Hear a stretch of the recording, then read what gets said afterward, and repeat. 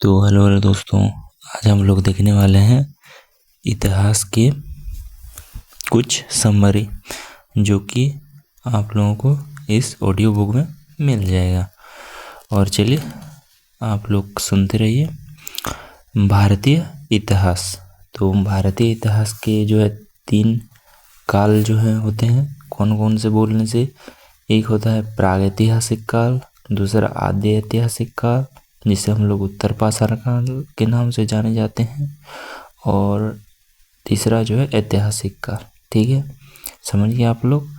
तो पहला होता है प्रागैतिहासिक काल, दूसरा आद्य ऐतिहासिक काल और तीसरा ऐतिहासिक काल।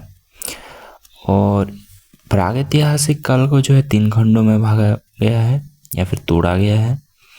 पहला पुरापाषाण काल, दूसरा मध्यपाषाण काल और तीसरा नवपाषाण काल।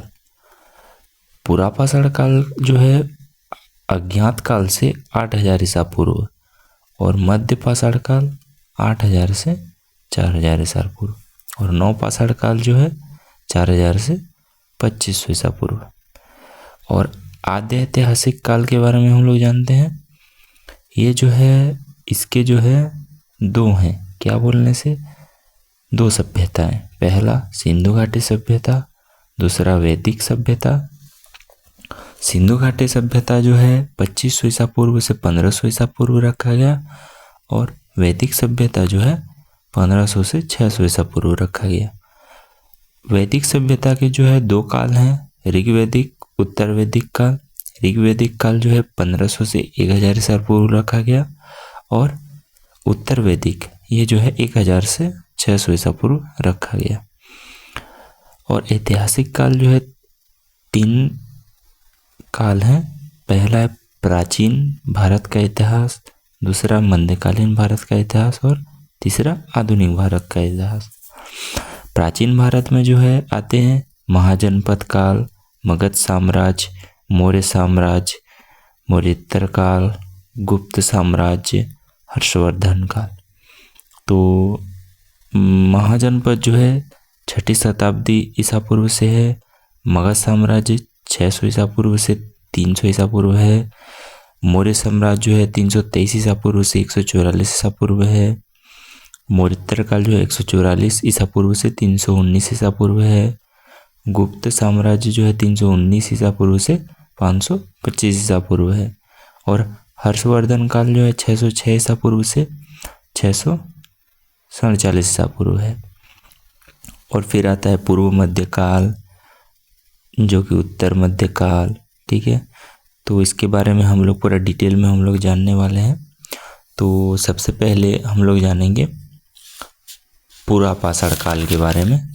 ठीक है, तो इस वीडियो में बने रहिएगा। ये कई भागों में आने वाला है ये ऑडियो बुक। तो ठीक है, देखते हैं। तो इसके बारे में जो है प्रागैतिहासिक काल के बारे में हम लोग जानेंगे।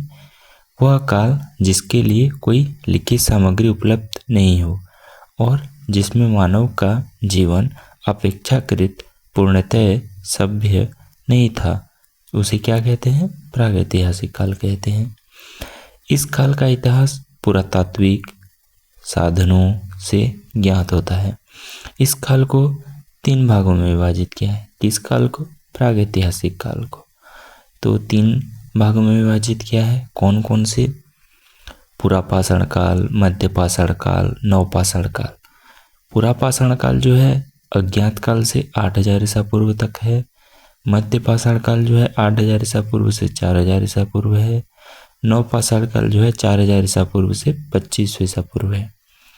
आद्य ऐतिहासिक काल के बारे में हम लोग जानेंगे। ये जो है इतिहास का ऐसा काल है जिसके लिए लिखने कला के प्रमाण तो हैं, लेकिन या तो वे अपुष्ट हैं या फिर उनकी गुण लिपि को समझना कठिन है।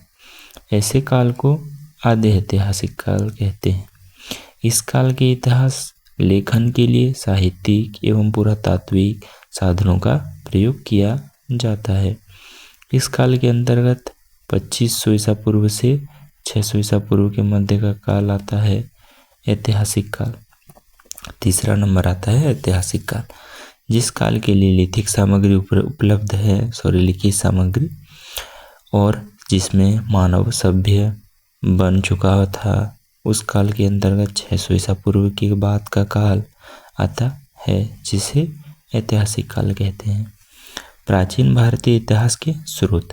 प्राचीन भारत के इतिहास के स्रोत बोलने से कितने हैं? 3 स्रोत हैं, पुरातात्विक स्रोत, साहित्यिक स्रोत एवं विदेशी यात्रियों के विवरण। पुरातात्विक स्रोत जो है प्राचीन भारतीय इतिहास को जानने के लिए पुरातात्विक सामग्रियों सर्वाधिक प्रामाणिक है। तो इसके भी कई भाग हैं। पुरातात्विक स्रोत जो है अभिलेख, मुद्राएं, स्मारक एवं भवन, मूर्तिकला, चित्रकला एवं अवशेष। तो सबसे पहले देखते हैं अभिलेख। अभिलेख पाषाण शिलाओं, स्तंभों, ताम्रपत्रों, दीवारों, मुद्राओं, प्रतिमाओं पर उत्खनित है। अभिलेख के अध्ययन को क्या कहते हैं? एपिग्राफी कहते हैं।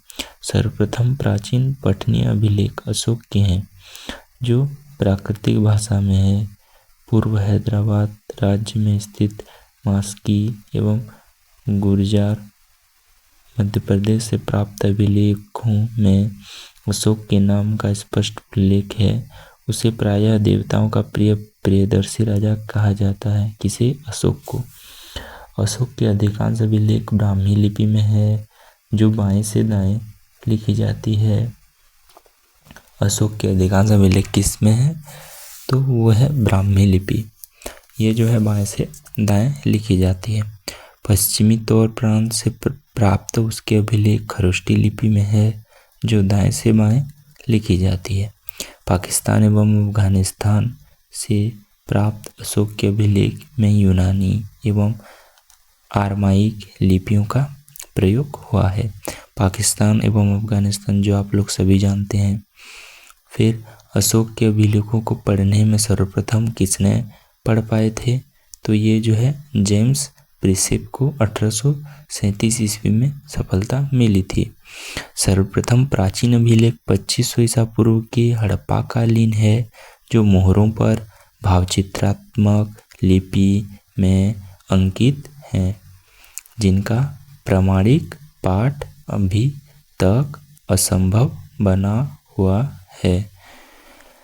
प्रथम श्रेणी के अभिलेखों में अधिकारों और जनता के लिए जारी किए गए सामाजिक, आर्थिक एवं प्रशासनिक राज्य देशों एवं निर्णयों की सूचना रहती है, जिसे अशोक के अभिलेख।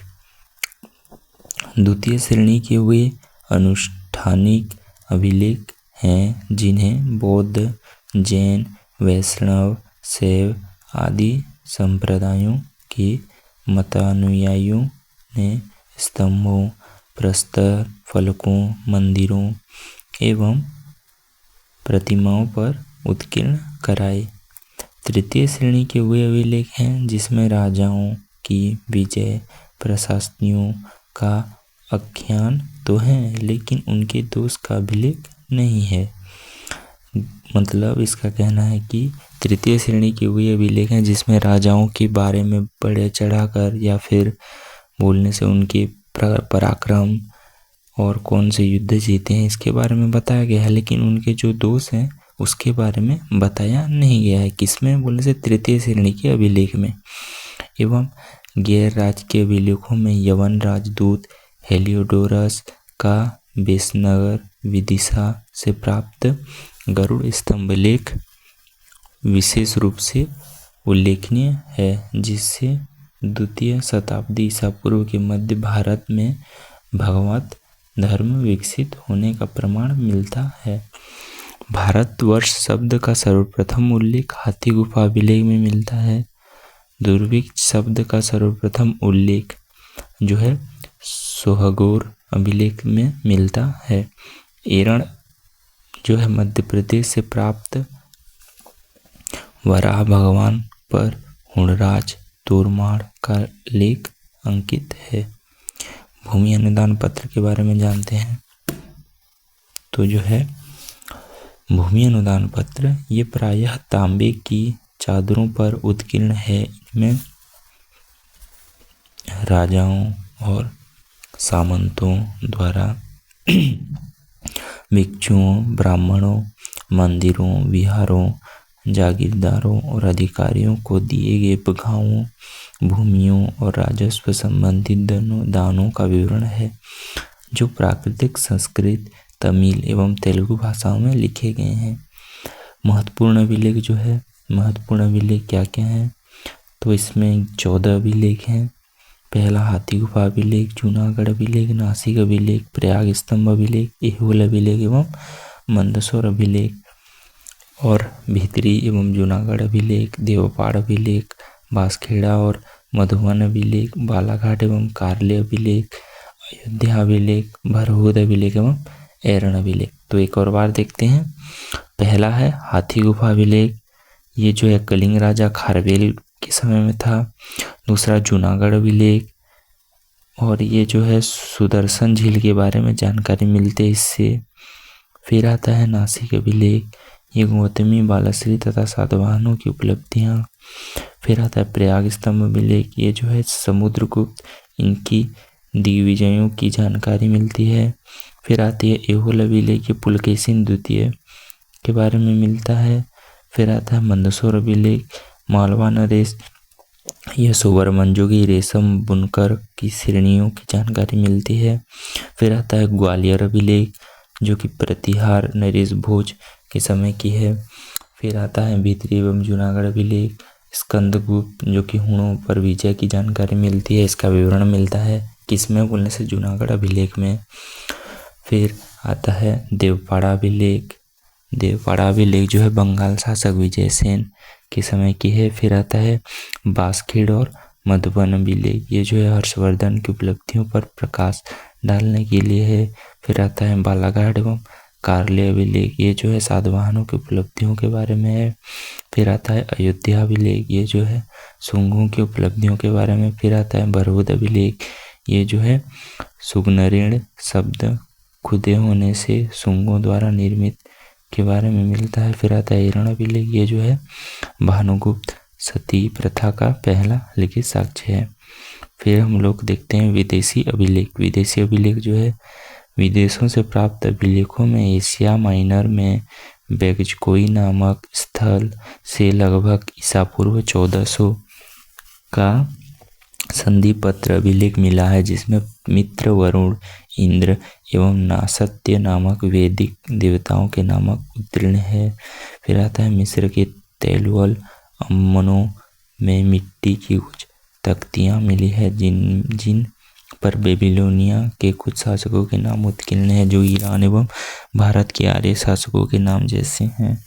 फिर आता है पारसिपुलिल एवं बेहस्तून अभिलेख से ज्ञात होता है कि ईरानी सम्राट द्वारा प्रथम ने सिंध नदी घाटी पर अधिकार कर लिया था।